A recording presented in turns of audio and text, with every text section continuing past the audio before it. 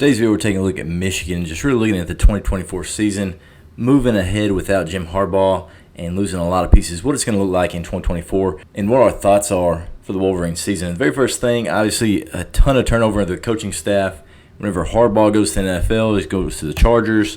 You've got Sherrone Moore stepping in, who's the OC, O-line guy. And last year, obviously, undefeated season, he stepped into 6 games in the regular season as head coach, as Jim Harbaugh was in and out. Just all the chicanery that was going on all last year to the coaching staff. But anyway, he's in there for 6 games. So really right there, when you're talking about that, this is about as known of a commodity as you're going to get for a guy that's going to get elevated. And, of course, with national championship as the OC, he's got a really good chance to step in and have a positive season, which is huge for a first-year head coach. Now, a few things with Sherrone Moore, what they've been doing. They've really stepped their game up in recruiting. You're obviously looking for where Sherrone Moore is going to kind of put his stamp on the program.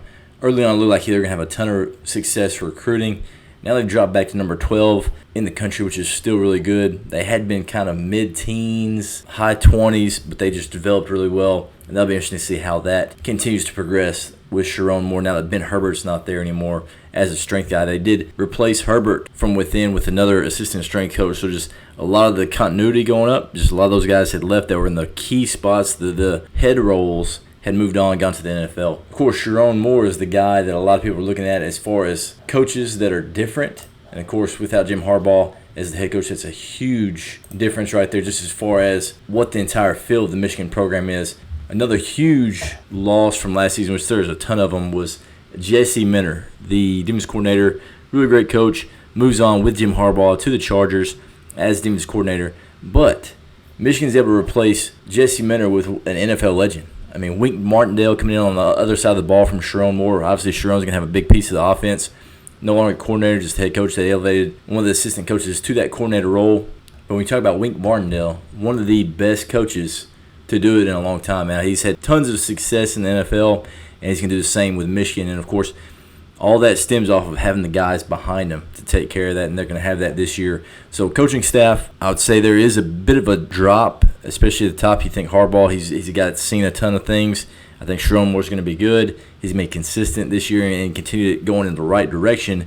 Is Jim Harbaugh? I don't think so, but he's going to get some great experience this year with some guys that already have some championship experience, especially think about that defense staff with Wink Martindale being able to come in there and give a little bit of maturity and NFL experience to that coaching staff that they lost when Jim Harbaugh moved on. Now, see, the coaching staff has a huge turnover, but then the other thing to think about is the offense. Now, the defense is going to return some guys. They're going to return some pieces. We'll talk about that here in a second, but the offense is going to take a lot to change and continue to grow in that area because they lost a ton from that spot, especially, the guy pulling the trigger, J.J. McCarthy, number 10 overall pick, extremely accurate football player, smart with the football, didn't turn it over, and he's more athletic than people give him credit for. He's able to use his legs quite a bit in key situations last year, got him out of some trouble. And of course, they got Alex Orji back there. A lot of people are saying that he is, without a doubt, the incumbent.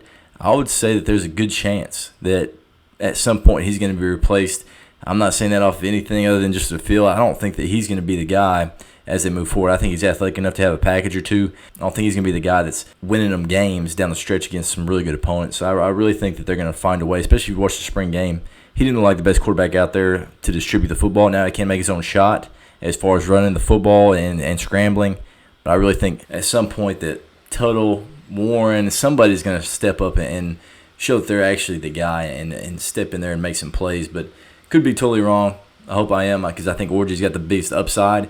But, of course, that's the biggest question. Now, if you're talking about backfield, got to replace Blake Corum, but Donovan Edwards is probably more explosive. We saw that in the spring game. He can score from anywhere. Scored a couple long touchdowns in national championship games, so he's got experience there. Mullings coming in. He's going to be more of a grinder back there. Of course, Edwards had a ton of catches out of the backfield, especially comparatively to Corum. Not so much in the big games, but throughout the season, Edwards was more the guy that like throw the ball. Then you looked into the bowl game, especially against Alabama, and Corum had some really big catches. So right there, backfield's going to be solid, no question there. Offensive line, obviously going to have to replace some guys, have some guys go off to the NFL. But with Sherrone Moore and just the way that Michigan is recruited to that position, now they did get a couple of good transfers in there, big bodies that can move. I really don't see them having an issue. The next place, and I think this is probably going to be the most glaring spot that they're going to have to make some headway in. Now, Roman Wilson, at the wide receiver spot. If you just watched him and saw him out there lined up, you wouldn't think that he'd just be an absolute baller, but he made some huge plays. He's an explosive play guy, and that's going to be the hardest thing to replace. Colston Loveland, thank goodness he's back, tight end, be an easy target there for whoever the quarterback is in the middle of the field. Made some big plays. He can be an explosive threat in a couple different ways, but you got to find somebody on the outside that can take advantage of a one-high look or in those third down situations just convert. And the guys that you're looking for on the outside, you got Samaj Morgan right here, only averaged 9.3, but he's, I believe, the closest thing to Roman Wilson right there as far as explosiveness. Now, of course, big plays right there wasn't really his thing last year. Other guys that should have a good chance to be an explosive guy, Morris here, he had 15.2. They're looking at him being an outside receiver. And then Frederick Moore only averaged 8 yards per catch. So I think they're going to have guys. The guy that I look for, Samaj Morgan, good chance to step into that role that Roman Wilson had, move him around, try to create explosive plays right there with them. As long as they can keep Colston Loveland healthy, he's a threat. Donovan Edwards is a threat. Got to find one more guy on the outside, whether that's Samaj Morgan, Tyler Morris, whoever it is. Somebody's got to step up and be that guy that can threaten the defense vertically. Now looking at the defense, of course, up front, they're going to have two guys in the interior that are really good. Kenneth Grant, Mason Graham, those guys are going to be some of the best in the country. So you're going to have a good chance to stop the run there up front. Now, of course, linebackers have to come on. They lost a couple last year, but as long as those D tackles keep them off those linebackers, I think they're going to be able to find a way, especially with Wink Martindale back there calling the shots, getting those guys to run side to side. They're going to have a good chance to make some plays right there because they're going to keep those linebackers pretty clean with those interior linemen. So I feel good about them stopping the run. Then you think about in the secondary, apparently have the number one player in NCAA football. I really didn't see that one coming, but obviously Will Johnson, a really good player, but 96 overall with NCAA football. If you take any stock in that, I mean, he's going to be a heck of a player. He was last year, 4 INTs. Really put him up against the best receiver against Washington and had a pretty good day. Obviously, you're going to win some and lose some in those situations against a good team like Washington, but really one of the best players in college football at the cornerback spot, and then they're going to have some safeties. Of course, one of them, Makari Page, absolute dog. He had 41 tackles last year. He's going to have a chance to step up and make some plays on the back end from that safety spot. So I feel good about Michigan's defense. Now, the offense is going to have to get rolling a little bit, because I don't think they're going to be able to hold up. The offenses they face are a lot better than the ones they faced last year with addition of Oregon. And, of course, Ohio State's going to be a lot better, I believe. And then, of course, they see Texas week 2. And I'll talk about that here in just a second. But they're going to see a lot better offenses, so they're going to have to step up. Hopefully they can hold their own, let the offense kind of fill it out. Maybe they can control the clock, run the ball with a couple of good backs, having a good tight end in there. And the defense can step up, maybe get a turnover or two in those critical ball games like they have in the years past. With all that being said, just looking at Michigan overall, coaching staff a little bit less than what they were. Obviously, Harbaugh was a big piece of that, and J.C. Minter was a piece of that. But Wink Martindale, Sherrone Moore, I think they're going to have enough talent there in the coaching staff to compete with anybody, except for maybe a couple teams on their schedule. And you think about the offensive side, a lot to replace. Got to find a guy. I think the most important thing is to find a guy on the outside to replace Roman Wilson. Now, of course, J.J. McCarthy's a big piece as well, but I think they're going to be fine with that. Maybe they can get a guy maybe to run a little bit more with Orgy, or they end up getting one of these other guys to step in and fill that role a bit as a distributor if they can get some guys on the outside to make plays. Defensively, going to be pretty solid. They're going to have a chance to be one of the best defenses in the country. May not show up in the stat book just based off of playing better off. Diving into the season, looking at the schedule, their non-conference is pretty daggum tough. Now, of course, there are a couple of them that you say it's tough, but they should win. The very first one is Fresno State. With Fresno, Jeff Tedford just retired. And, of course, Fresno's had one of those teams that they'll find a way typically to win 1 or 2 games every now and then that they shouldn't win. Now, of course, going to the Big House for the first game of the season is going to be tough. But, obviously, I believe this is going to be a win for Michigan. Next one, you're talking about Texas. Too much right there for Michigan as far as the change, and Texas is going to be rolling. I know it's going to be tough going into the Big House, but I really don't see Michigan being able to hold on and score enough points with Texas. I think their defense is going to hold their own, but Texas is going to be too powerful. They're going to score at least 24-30, and I don't see Michigan getting to that point early in the season. Maybe later in the season they'd play a little better. Arkansas State's a sneaky good team right there, 11 o'clock kickoff, still in the Big House. Next one, SC. USC, and that's one that you have no clue about. Lincoln Riley could go in there and score points, but then they could also just get absolutely ran through like toilet paper after a hot wing eating competition, and could be a high scoring game. It could just be one where Michigan just blows them out. And then Minnesota, to start the season, Michigan plays 5 straight games at home before they go on the road to Washington. Should right here be 7-1 at the worst. Now, of course, any of these games they could slip up on. USC at home could be a tough one. Texas is going to be an interesting one. I don't see them winning that early.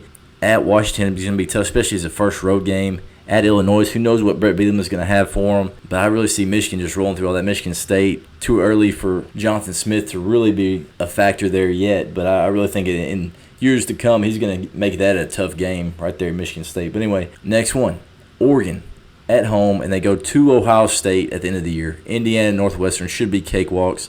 I don't see them having even close to the athletes to stay on the field with Michigan. They could play those games on the moon. I think they're going to walk through that. So the real games, you're 7-1. You got Oregon, and you're going to Ohio State. Most people say Ohio State is the most talented team in the country, and Oregon has passed Ohio State somehow as the favorite to win the Big Ten.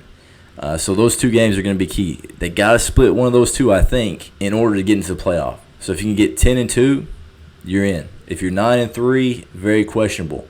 Now, if you're 10-2, are you able to get to the Big Ten championship game? Maybe Oregon, Ohio State slipped up earlier than that in a different game. Maybe to Penn State. Or maybe SC is better than people think, especially late in the year. But if you can win against Oregon or Ohio State and stay consistent and win all the way out, sounds good to me. I think they're going to be in the playoffs. So to me, I really think their ceiling is probably 11-1. And what that would take is finding a way to win 2 out of 3 of those big games, which that's Texas and Oregon, which are luckily at home. Then you go to Ohio State.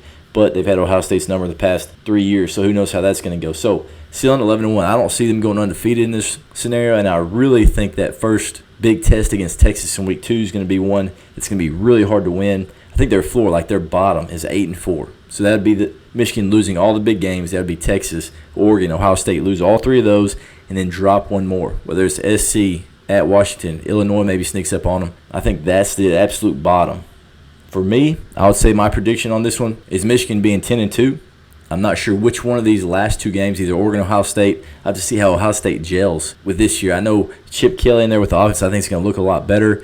It's one of those things whenever they have those teams that everybody's touting as the best to ever do it and maybe the most talented team in the country, all this stuff, a lot of times it doesn't gel, especially when they come in from the portal and stuff like that. So it's going to be interesting to see how that goes. But I do think Michigan on November 2nd, Oregon's coming to town. It's going to be a huge game. I think this is going to be one that the winner has a leg up and a really good chance to go to the Big Ten championship game. I think Michigan's going to beat Oregon. Now, I don't know who they're going to see in the Big Ten championship game, but I think they're going to beat Oregon right there on the 2nd.